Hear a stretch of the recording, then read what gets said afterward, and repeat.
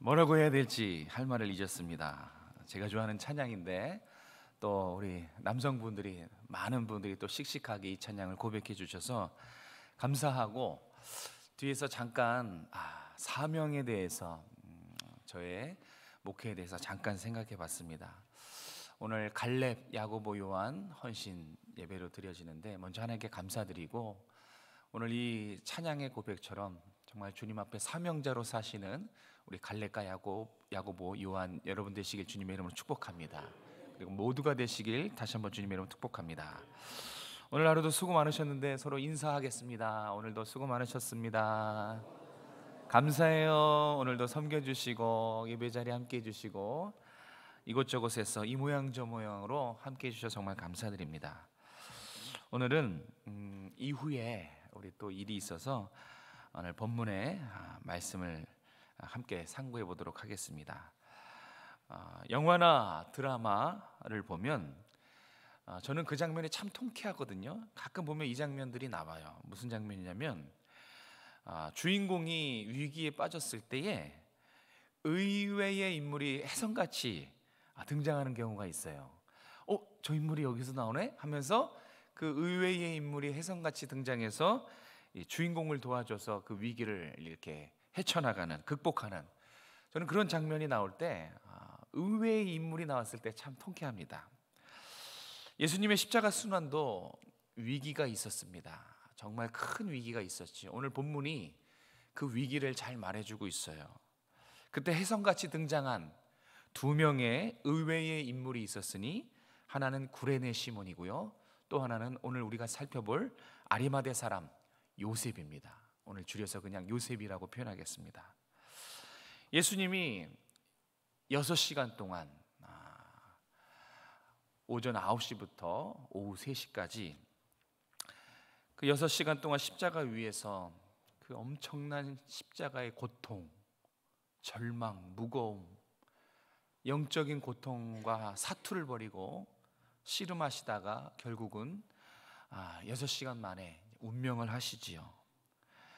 그때 3년 동안 동고동락했던 제자들, 내가 주님과 함께 죽겠습니다 라고 했던 수제자 베드로를 비롯해서 정말 예수님과 함께 했던 제자들은 다 배신하고 도망칩니다. 예수님 곁에는 아무도 없어요. 제자들은 요한 한 사람 빼놓고선 다 도망쳐 버렸습니다. 그런데 의외의 인물, 오늘 본문에 나오는 요셉, 아리마대 사람 요셉은 끝까지 예수님 곁을 지킵니다. 그리고 끝까지 예수님의 고난에 동참하며 마지막까지 예수님의 장례를 그가 손수 다 치러드립니다. 오늘 성경에 짤막하게 기록된 이 아리마대 사람 요셉의 이야기를 통해서 오늘 헌신을 다짐하는 우리 갈렙과 야고보, 요한 우리 기관들에게 믿음의 도전이 있기를 바랍니다. 이 말씀을 통해서 정말 믿음의 성장과 성숙과 부흥이 있기를 주님의 이름으로 축복합니다. 자, 먼저 우리 42절 43절 같이 한번 읽도록 하겠습니다. 42절 43절 시작. 이날은 곧 준비일 곧 안식일 전날이므로 저물었을 때에 아리마대 사람 요셉이 와서 당돌이 빌라도에게 들어가 예수의 시체를 달라 하니, 이 사람은 존경받는 공회원이요 하나님의 나라를 기다리는 자라. 아멘. 자, 요셉은 어떤 사람입니까? 오늘 갈렙과 야고보, 요한 세 기관 회원들에게 소개해주고 싶은 요셉은 담대하고 용기 있는 예수님의 제자였습니다. 동일 본문인 마태복음에 보면 요셉을 뭐라고 표현하냐면 그도 예수님의 제자라 이렇게 표현하고 있어요. 요셉은 예수님의 제자입니다. 분명히 예수님의 제자고 특별히 용기 있고 담대한 예수님의 제자입니다. 오늘 42절 43절이 그것을 잘 나타내주고 있죠. 42절에 보면 그 때와 상황을 말해주고 있습니다. 준비일, 이날은 준비일 곧 안식일 전날이므로 저물었을 때에, 요 한 문장에 어떤 의미가 들어있냐면 긴박함. 이 긴박함이 여기 지금 이 촉각을 곤두는 긴박함이 요 한 문장에 들어있어요. 자, 보세요. 예수님이 운명하신 날은 안식인 전날인 금요일입니다. 유대인들에게 안식일은 토요일이에요. 그래서 금요일 저녁부터 토요일 저녁까지가 안식일입니다. 근데 지금은 이제 거의 금요일이 저물어가는 그런 때입니다. 우리는 아침으로 시작해서 아침까지가 하루잖아요. 유대인들은 반대예요. 저녁부터 시작해서 그 다음날 저녁까지가 하루예요. 이제 곧 하루가 마치는, 또 다른 하루가 시작되는 시간입니다. 예수님이 오후 3시에 운명하셨으니까 앞으로 3시간 뒤면 이제 안식일이 시작되는 거예요. 유대인의 그 하루의 개념으로는 또 이번에는 절기여서 안식일과 함께 유월절이 시작되는 시간입니다. 근데 뭐가 긴박하냐? 자, 이때 3시간 안에 십자가에 운명하신 예수님의 시체를 내리지 않으면 그 이제 처리해서 매장을 해야 되거든요. 무덤에 안치해야 되는데 요 3시간 안에 이제 안식일이 돌아오는 3시간 안에 예수님의 시체를 십자가에 내려서 매장하지 않으면 어떻게 하냐면 길가에 버립니다. 그 시체를 부정하기 때문에 길가나 들에 그냥 버려요. 또는 들짐승들이 예수님의 시체를 뜯어먹도록 시신이 훼손되도록 그냥 방치합니다. 자, 예수님이 시신이 훼손이 되면 뭐가 문제냐? 부활의 차질이 생겨요. 주님의 시신이 온전히 보존되어서 부활의 몸으로 입는 것이 이게 정말 중요한데 그 일을 아리마대 요셉이 책임진 겁니다. 만약에 예수님이 시신이 버려지거나 방치되면, 훼손이 되면 이 부활의 차질이 생기기 때문에 정말 신학적으로도 중요하고 위기의 순간인 것입니다. 자, 긴박하게 시간이 촉각촉각 이게 째깍째깍 돌아가는 그때에 당돌이 예수님의 시신을 요구한 사람이 있습니다. 누구죠? 요셉입니다. 네. 본문에 보면 요셉이 당돌하게 이렇게 말씀하고 있는데 당당했다는 거예요. 눈치 보고 쭈뼛쭈뼛한 것이 아니라 담대하게, 당당하게 빌라도를 찾아갑니다. 당당했어요. 그리고 담대하게 예수님의 시체를 달라고 요구합니다. 쉬웠겠습니까?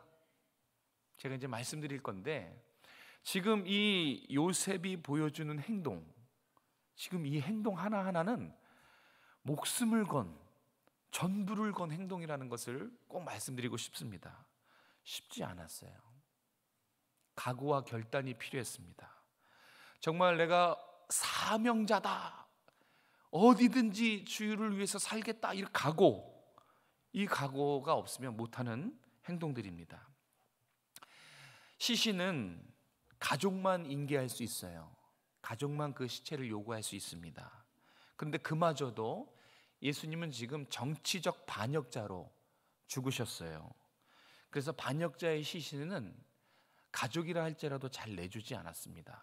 왜냐하면 이게 반역자이기 때문에 시신을 요구하는 것 자체가 공범으로 오해될 소지가 많아요. 그래서 가족에게도 잘 내주지 않고 그냥 들에 버렸단 말이에요.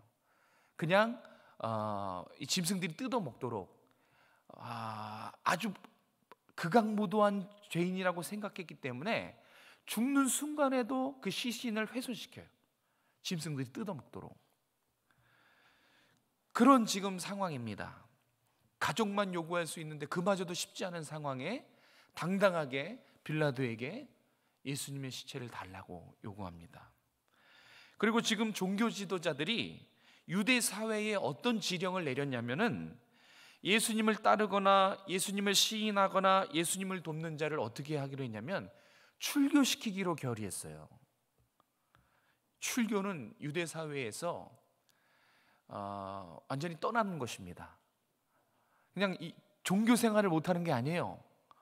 유대인들은 이 신본주의잖아요, 그죠?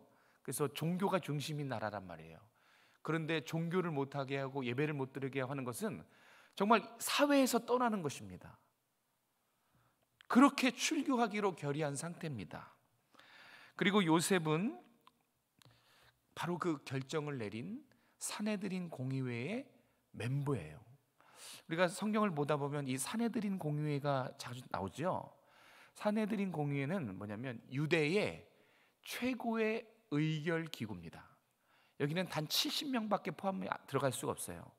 그러니까 요셉이 이 산헤드린 공의회라는 것은 전체 유대 사회의 70명만 최고의 종교와 정치의 의사결정 기구예요. 리더들이죠. 그들이 바로 출교를 결정했고 요셉도 그 공의회 멤버입니다. 그러니까 요셉이 빌라도에게 찾아가서 예수님의 시신을 달라고 하는 순간 요셉에게 앞으로 어떤 일이 벌어집니까? 그가 예수님의 제자임이 탄로나는 것은 당연하거니와 사회적 지위를 박탈해요. 공의회에서 파면을 당합니다. 그럼 이제 리더가 되지 못하죠. 그리고 사회에서 출교를 당해요. 자신이 쌓아왔던 모든 것을 한순간에 허물어질 수 있어요. 모든 것을 잃어버리게 된다고요. 모든 것을 잃어버린 것을 알고도 지금 요셉은 어떻게 합니까? 당당하게, 담대하게 빌라도에게 예수님의 시체를 요구합니다. 자, 한번 여러분이라고 생각해 보십시오. 우리 갈렙, 야고보, 요한, 여러분이 어떤 행동을 하면 모든 것을 잃어버리게 됩니다. 근데 그것을 알고도 할 수 있겠습니까? 지금 이 아리마대 요셉에게는 정말 중요한 시간이에요. 모든 것을 잃어버릴 수 있는 그런 행동을 지금 하고 있는 것입니다. 요셉은요, 아예 모든 것을 잃어버릴 작정을 하고 빌라도를 찾아갔어요. 모든 것을 잃어버릴 각오를 하고 지금 빌라도에게 시신을 요청하고 있는 것입니다. 요셉의 이 용기 있는 행동으로 예수님의 시신이 보존이 됐어요. 온전한 몸으로 부활하실 수 있게 됐어요. 그래서 부활이 의미가 있게 된 거죠. 예수님의 부활에 지대한 공헌을 한 사람이 바로 아리마대 요셉이에요. 그가 없었으면 예수님은 버려지거나 짐승들의 밥이 되거나 뜯기거나 시신이 훼손됐을 겁니다.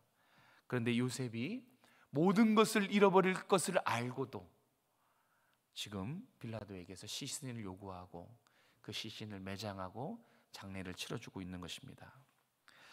자, 요셉 지금 시간이 엄청 흘러왔어요, 그죠? 오늘 본문의 시기보다 벌써 2000년이 훌쩍 넘었죠. 자, 그는 아마 이 사건 이후로 정말 모든 것을 잃어버렸을 겁니다. 재산을 압수당했는지 그건 모르겠어요. 그런데 사회적인 지위와 공회원 자격과 유대 사회에서 모든 것이 박탈당하고 출교가 당했을 것입니다. 모든 것을 잃어버렸을 것입니다.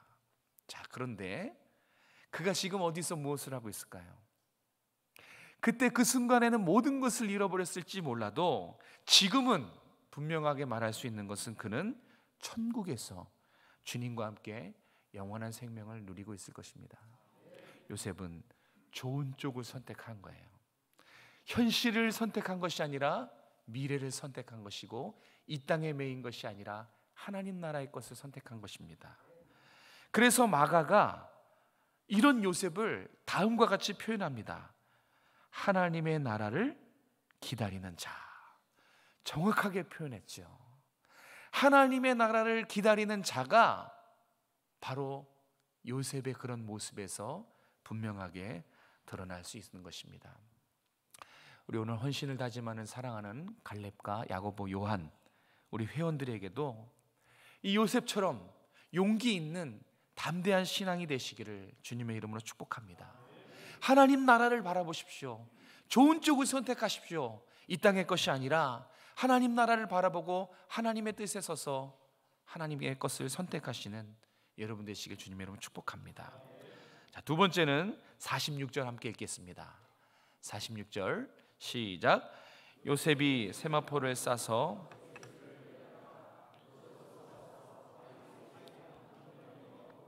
돌을 굴려 무덤 문에 놓음에. 아멘.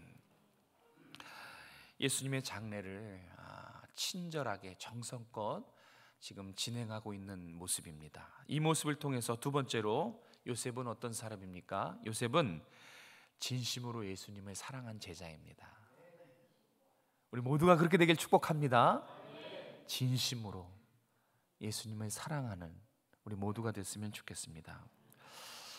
요셉이 지금 모든 것을 잃어버리고 하나님 나라를 바라보며 정말 뚝심 있게 담대한 믿음으로 밀어붙이고 있지만 처음에는 그러지 못했어요. 요셉도 처음에는 유대인이 무서웠고요, 출교가 무서웠고요, 모든 것을 잃어버리는 게 두려웠습니다. 그래서 예수님의 제자라는 사실을 숨기고 살았어요. 자, 요한복음 19장 38절에서 그것을 확인할 수 있습니다. 요한복음 19장 38절 같이 한번 확인해 보겠습니다. 시작. 아리마대 사람 요셉은 예수의 제자이나 유대인이 두려워서 그것을 숨기더니 됐습니다. 네, 여기까지 읽겠습니다. 유대인이 두려워서 어떻게 해요? 예수님의 제자인 것을 숨겼어요. 그도 처음에는 유대인들 출교당하는 것, 잃어버리는 것을 인간적으로 두려워했었습니다. 하지만 진정한 제자가 필요한 순간에 주인공이신 예수님이 절대적으로 도움이 필요한 그 순간에 나타납니다. 그리고 나타날 뿐만 아니라 더 이상 예수님의 제자란 사실을 숨기지 않아요. 피하지 않습니다.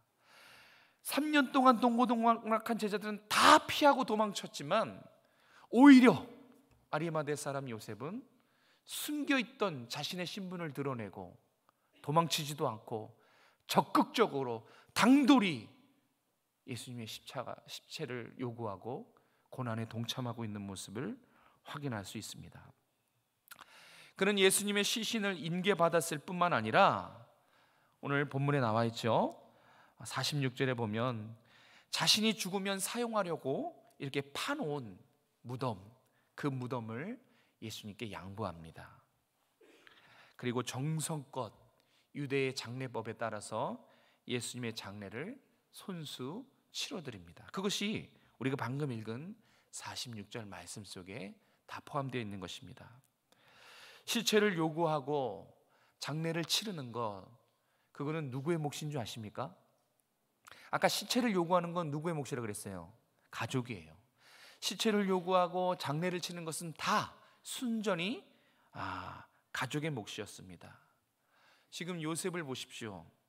제자로서의 소임을 다할 뿐만 아니라 당당하게 시체를 요구하는 제자의 모습, 그것만 다할 뿐만 아니라 예수님의 가족으로서도 그 소임을 다하고 있는 것을 볼 수 있어요. 호언장담했던 제자들은 장례에 나타나지 않았어요. 다 도망쳤습니다.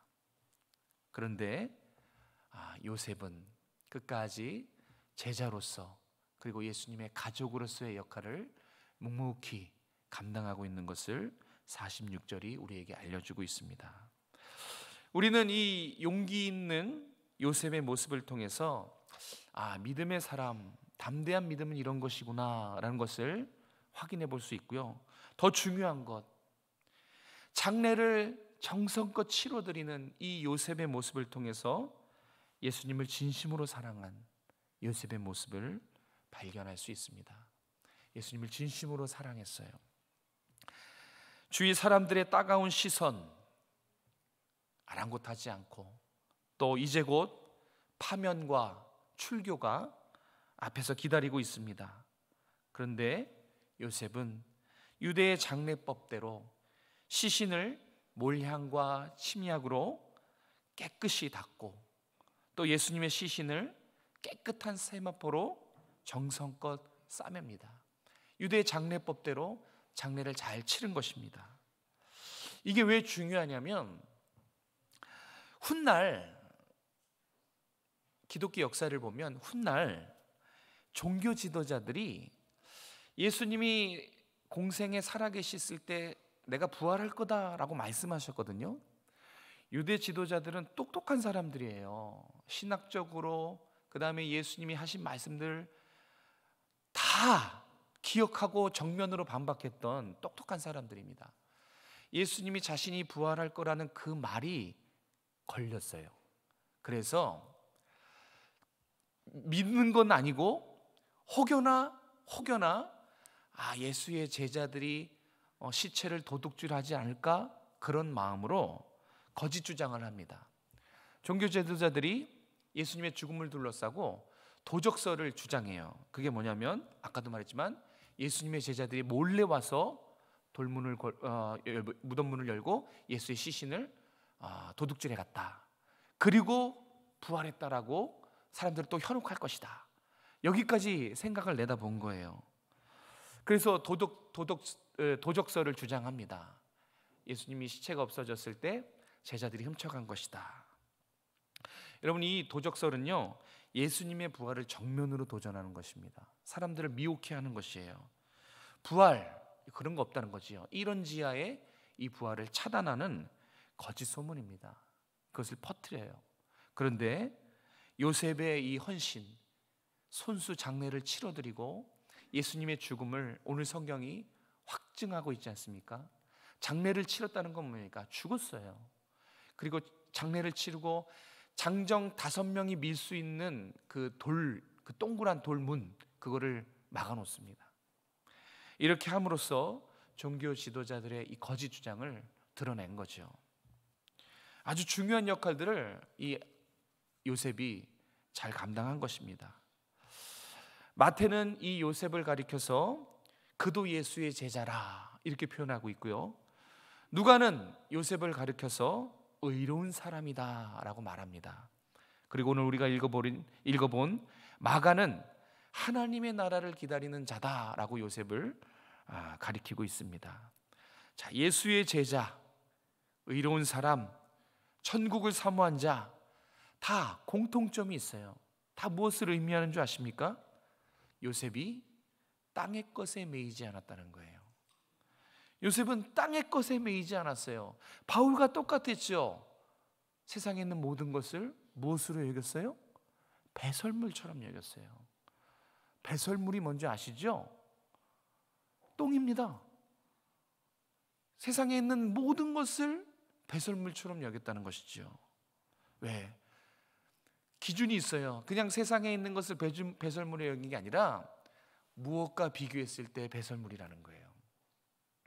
자, 요셉은 제자였고 의로운 사람이었고 천국을 기다리는 자였어요. 다시 말해서 땅의 것에 매이지 않는 사람, 땅의 것을 배설물쯤으로 여길 줄 아는 사람. 뭐 때문에요? 천국을 사모했기 때문에. 주님의 온전하신 통치와 다스림을 요셉이 모든 순간에 사모했다는 것입니다.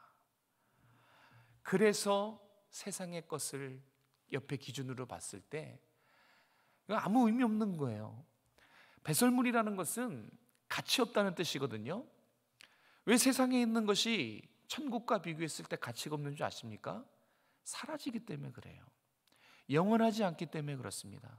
그럼 반대로 왜 하나님 나라와 하나님의 다스리심이 세상에 있는 모든 것보다 최고의 가치인 줄 아십니까?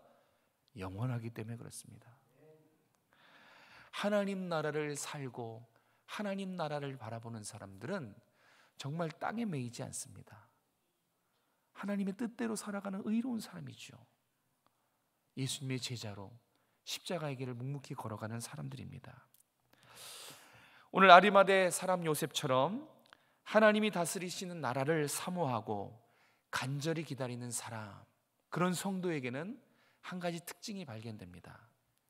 어떠한 공통점이 있느냐? 그들 모두 예수님을 진심으로 사랑한다는 것입니다. 정말이에요. 정말로 예수님을 진심으로 사랑하는 사람들은, 주님의 십자가 사랑과 은혜를 날마다 감사하는 사람들은 땅에 매이지 않습니다. 주님을 사랑해서 주님 말씀대로 살아가고 다시 오실 주님을 바라보며 오매불망 하나님 나라를 주님 어서 오시옵소서, 주님 나라가 임하기를 원합니다, 한순간도 기도하지 않는 적이 없어요. 주님을 사랑하는 사람들의 모습입니다. 말씀을 정리합니다. 우리 갈렙과 또 야고보, 요한, 그리고 여기 계신 여러분들, 진심으로 예수님을 사랑하십니까? 그 아멘에 책임지실 수 있습니까? 또 아멘에 책임지실 수 있습니까? 한도 끝도 없겠네요. 정말 진심으로 사랑한다면 방금 말씀드린 것처럼 여러분은 지금 세상에 매여서는 안 돼요. 먹고 사는 거, 건강, 부귀영화 뭐 등등 세상의 가치로 추구하는 것들에 절대 매일 수 없어요. 왜냐하면 여러분의 마음에는 천국이 가득하기 때문에 그렇습니다. 이 세상의 것과 비교할 수 없는, 사라져버리고 허무하고 공허한 것과 비교할 수 없는 영원한 하나님의 다스리심으로 꽉 차 있기 때문에 이 세상의 것이 조금도 비집고 들어갈 수가 없기 때문에, 그런 삶이기 때문에 세상에 매여 있지 않는 것입니다. 정말 진심으로 하나님을 사랑한다면 이 세상의 모든 것을 배설물로 여기신다는 것입니다. 맞습니까? 배설물로 여기고 살고 계십니까? 사라질 것이라고 여기며 산다는 것이죠. 모든 영혼들은, 육체와 영혼이 결합된 모든 사람들은 이제 죽음 이후의 일들을 고민합니다. 지금 우리가 안전하고 안녕하고 평안한 삶을 살기 때문에 죽음의 공포가 아주 멀지요. 죽음에 대한 이 느낌이 잘 우리 마음속에 와닿지 않죠. 이제 우리 어저께, 오늘이군요, 우리 문정순 권사님이 93세 일기로 소천하셨습니다. 그 딸 집사님이 많이 우셨어요. 슬프죠. 그리고 아프지요. 그리고 두려운 거예요. 예수님 열심히 잘 믿어도 죽음 앞에서는 연약해질 수 있어요. 다 그렇습니다. 예수님 잘 믿어도 죽음은 그런 거예요. 연약해지는 거예요. 두려움에 빠지는 것입니다. 죽음 앞에 벌벌 떨고 절망을 느끼는 것이, 그게 인간의 그냥 본능인 것입니다. 죽음 앞에 섰을 때 다들 그 허무, 뭔가 소멸되어지는, 내 존재가 사라져 없어지는 그 소멸되는 것에 가장 두려움을 느낀다고 합니다. 많은 사람들이 나를 잊겠지, 나는 잊어버리겠지, 기억에도 없어지겠지 하면서 죽음을 두려워하죠. 죽음 앞에는 아무것도 필요 없어요. 뭐 좋은 직장, 뭐 재물들, 뭐 100억 부자라고 해도 죽음은 아무 소용이 없지 않습니까? 소멸이 그렇게 무서운 것입니다. 그런데 성도에게는 죽음이 끝이 아닙니다. 늘 배우고 기도하고 주님 바라봤던 게 뭐예요? 죽음 이후의 영원한 삶 아니겠습니까? 죽음 이후의 영원한 삶을 실제로 살고 바라보기 때문에 세상에 사라져가는 의미 없는 것들에 마음이 빼앗기지 않아요. 마음이 둘로 나뉘지 않습니다. 정말 여러분이 그렇게 살고 있느냐? 오늘 하나님 말씀은 우리에게 묻고 있습니다. 예수님을 진심으로 사랑하면 세상에 매이지 않고요, 하나님 나라를 바라보기 때문에 모든 것이 사라져 없어져 버리는 그냥 객관적인 수단일 뿐입니다. 돈도 마찬가지입니다. 우리가 돈에 많이 매이고 돈에 울고 웃고 하는 것은 돈이 그만큼 영향력이 있기 때문에 그래요. 하나님도, 예수님도 설명할 때 하나님과 재물을 겸하여 섬길 수 없다고 말씀하셨잖아요. 하나님 옆에 돈을 비교할 정도로 돈의 영향력을 알고 계신 거예요. 재물의 영향력은 막강합니다. 그런데 그 재물도 죽음 앞에서는 아무 소용이 없어요. 소용이 없는 것 뿐입니다. 하나님 나라를 바라보는 것만이 죽음을 뛰어넘는 것입니다. 근데 그렇게 할 수 있는 그것은 예수님을 진심으로 사랑할 때, 정말 날 위해서 죽으신 예수님의 십자가를 바라보고 내가 그 십자가로 인해서 구원 소망을 얻고 주님의 나라를 바라보고 주님의 나라에 들어가는 천국 시민이라는 것을 기억할 때 죽음의 공포도 뛰어넘을 수 있는 것입니다. 부활보다 강력한 것 없고요, 하나님 나라보다 가치 있는 것은 이 세상에 아무것도 없습니다. 그 하나님 나라와 부활을 여러분에게 주셨어요. 하나님 나라와 부활을 여러분에게 주시기 위해서, 여러분의 가슴에 심겨주기 위해서 예수님이 이 땅에 오시고 십자가에 달려 죽으셨습니다. 정말 예수님을 진심으로 사랑하는 여러분 되시길 축복합니다. 우리 갈렙과 야고보, 요한 여러분, 정말 멋있게 주님을 위해서 오늘 이 헌신을 이유로 삶을 들이시고 정말 주님께 붙들린 인생을 살아가시길 다시 한번 주님의 이름으로 축복합니다. 주님을 사랑하십시오. 그럼 이 세상의 것에 더 이상 연연하지 않습니다. 돈 때문에 울고 웃지 않습니다. 그 대신 말씀을 통해서 울고 웃고 하나님 나라를 바라보면서 힘들고 어려운 상황에서도 기쁨으로 감사로 나아갈 수 있는 것입니다. 우리 모두가 비교할 수 없는 하나님 나라 천국을 바라보며 소망 가운데 살아가시길 주님의 이름으로 축복합니다. 기도하겠습니다. 하나님, 용기 있고 담대한 요셉처럼 우리도 담대한 믿음으로 살아갈 수 있도록 주여 은혜를 베풀어 주시옵소서. 우리 연약하고 인간적이고 나약하고 늘 넘어지기 쉽습니다. 우리의 연약함을 아시는 주님, 주의 능력으로 붙들어 주시고 성령의 충만함으로 입혀 주시며 늘 믿음으로 살아갈 수 있도록 하나님 함께하여 주시옵소서. 우리 갈렙과 야고보, 요한, 오늘 헌신을 다짐합니다. 저들에게 주님을 진심으로 사랑하는 첫사랑이 회복될 수 있도록 도와주시고 세상에 매이지 않게 도와주시고 주님의 다스리심과 하나님 나라를 바라보며 뚜벅뚜벅 신앙의 길을 걸어갈 수 있도록 은혜 베풀어 주시옵소서. 다음 세대에게 우리의 이 담대한 신앙을 물려주길 원합니다. 지금 정말 밖으로 안으로 다음 세대를 세우는 일이 녹록지가 않습니다. 앞이 보이지 않습니다. 우리의 자녀들 방황하고 있고 낙심 중에 있습니다. 세상은 점점 더 어두워져 가고 있고 하나님, 우리 정말 주님 오실 날만 바라보고 있사오니 불쌍히 여겨주시고 다음 세대가 부모들의 믿음과 눈물의 기도로 세워질 수 있도록 은혜 베풀어 주시옵소서. 한 주간을 살아갈 때에 하나님 나라 바라보기 원합니다. 한 주간을 살아갈 때에 담대한 믿음으로 살아가는 우리 모든 성도들 될 수 있도록 은혜 베풀어 주시옵소서. 거룩하신 예수님의 이름으로 감사하며 기도드렸습니다. 아멘.